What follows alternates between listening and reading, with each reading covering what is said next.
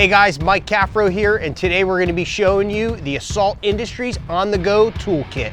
This toolkit is ultra high-end and portable, designed specifically for UTV enthusiasts. It's packed full of the most commonly used tools for making repairs out on the trail or even in the garage.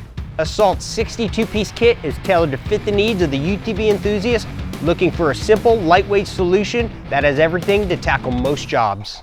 The no-noise pouch can be mounted or stored securely inside the vehicle and doesn't make a sound even when on a bumpy off-road ride. This kit maximizes space, organization, and features a durable woven nylon material that is nicely accented with Assault yellow stitching.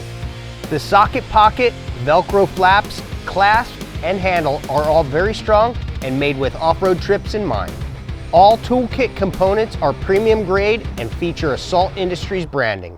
And the combination wrenches, while tucked into their pouches, display their respective metric sizes, taking the guesswork out of making your selections. The rebuildable ratchets feature an ergonomically designed handle with a smooth, seamless anti-skip operation with a higher spec 90-tooth gear. They also feature a tiny 4-degree swing for working in tight spaces.